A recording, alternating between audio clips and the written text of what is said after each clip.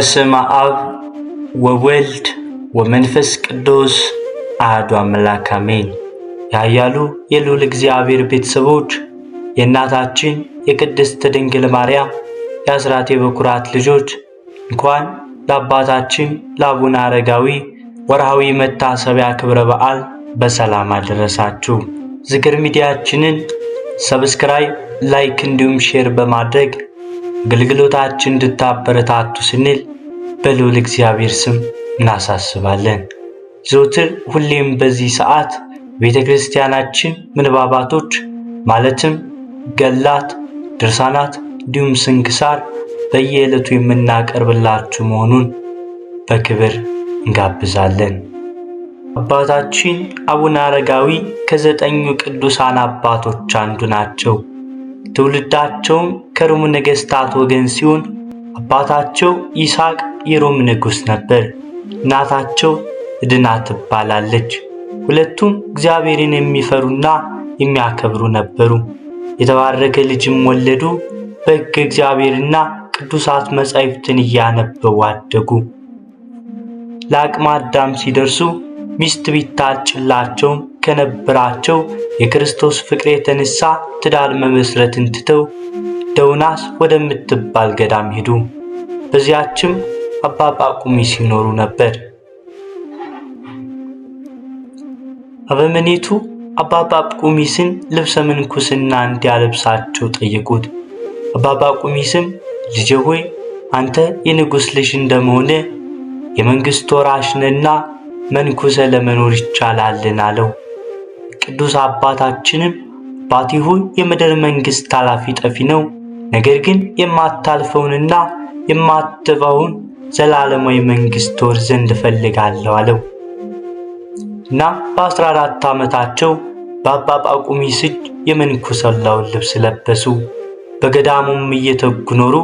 ከዚህም በኋላ ጻድቁ ዜና በአገራቸው ሮም ውስጥ እንዲሁም በመላው ቦታ ሁሉ ተሰማ።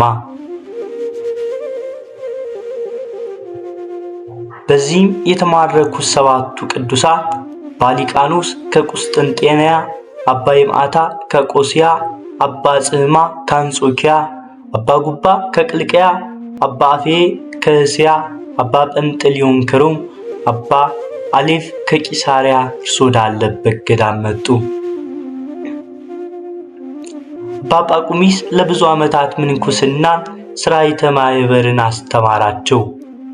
እናቱ ንግሥት ዕድና የልጇን ዜና ሰምታ እርሱ ወዳለበት መጥታ መነኮሰች።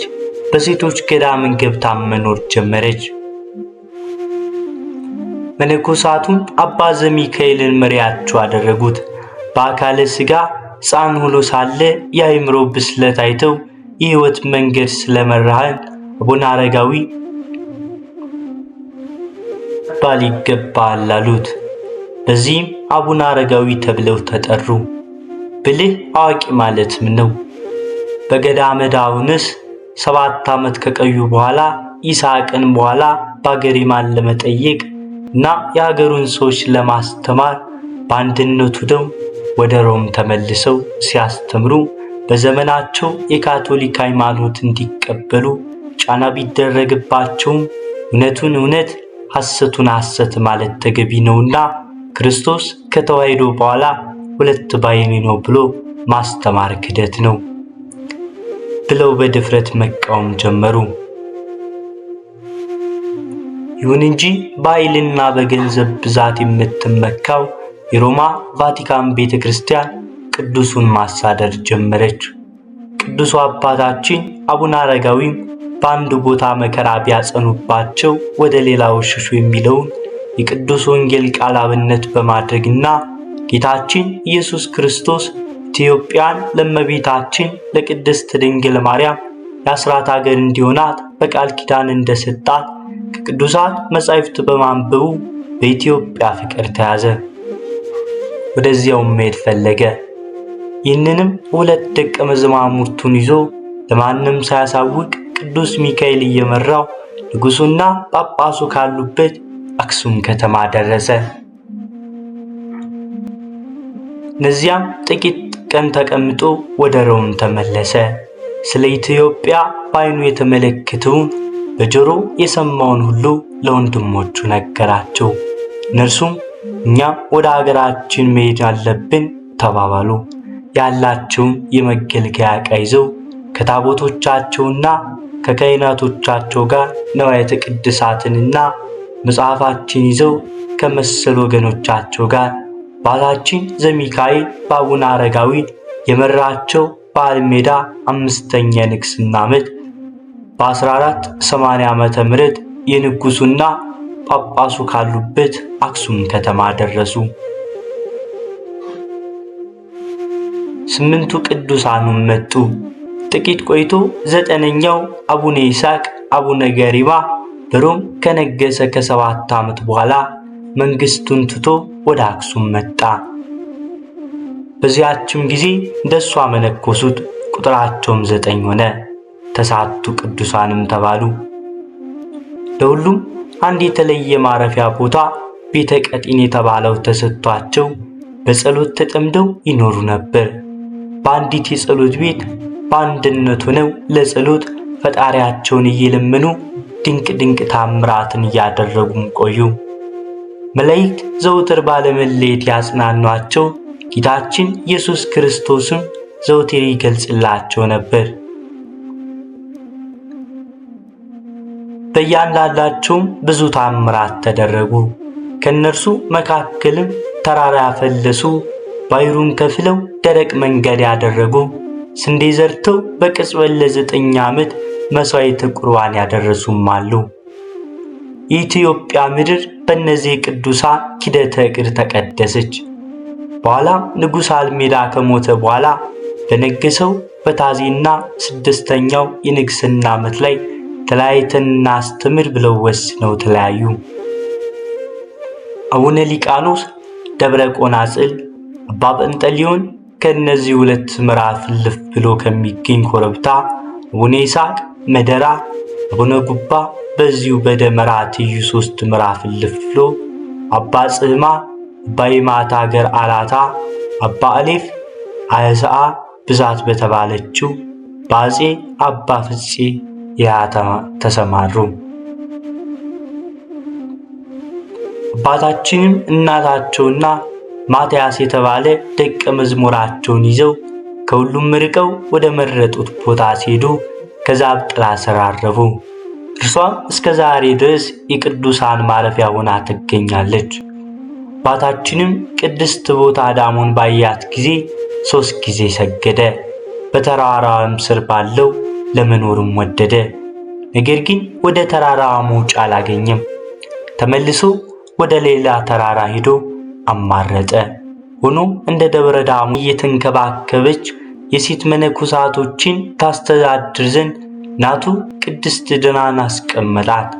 ይህችንም ደብረ በዓልተም አላት። ትርጓሜውም የእናቴ ማረፊያ ቤት ማለት ነው። ከዚያም ሲሄድ ጠፍጣፋ ድንጋይ አገኘና ከዚያ ላይ ትንሽ ምንጣፍ አነጠፈና ተቀመጠ። በትሩንም በድንጋዩ ላይ አቆመ። በተነሳም ጊዜ ደቀ መዝሙሩ ማትያስ በትሩንና ምንጣፉን ሲያነሰው ያች ድንጋይ ቁመቷም ከጎኗም ልክ በዚያች ምንጣፍ አይነት ቅርጽ አወጣች። የቀድሞ መልኳም ነጭ ሲሆን አሁን ግን የማይፋቅና የማይላጥ ቀይ ቀለም ሆኗል።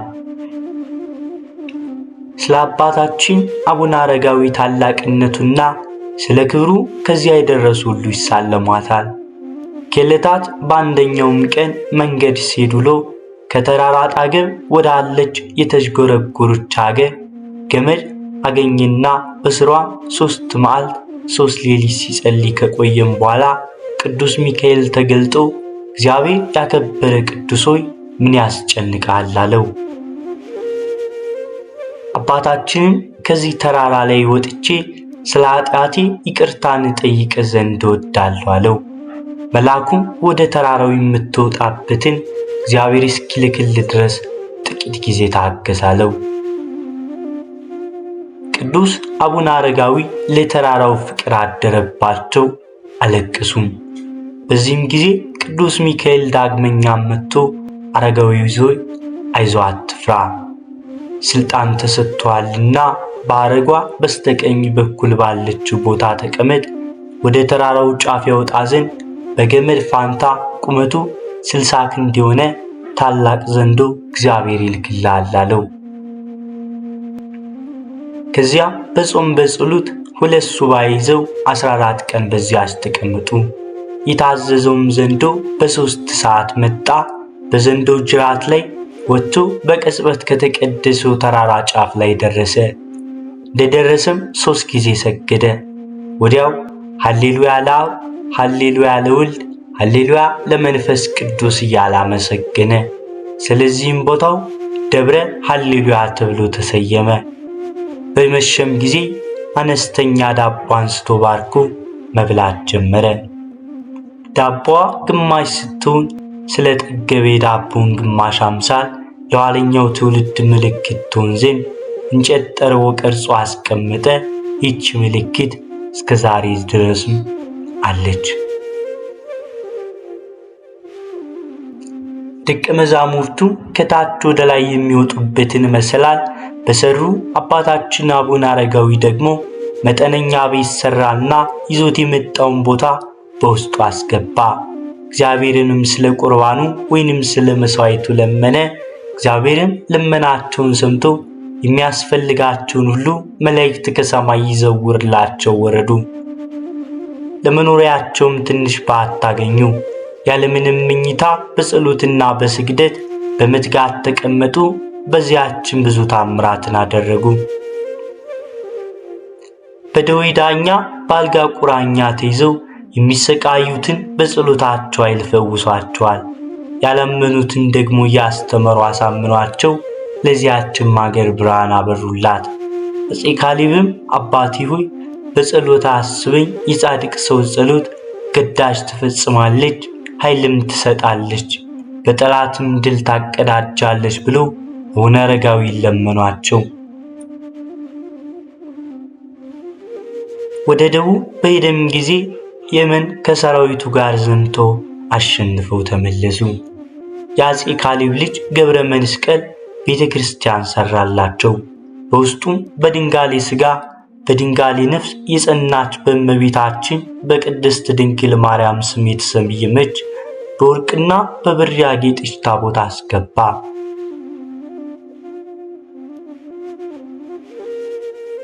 ንጉሡ አፄ ገብረ መስቀል ከተራራው ላይ ሲወርድ ለቤተ ክርስቲያኒቱ ማሰሪያ የሆነውን መወጣጫ መሰላል ላፍርሰው ብሎ አባታችንን ጠየቀ።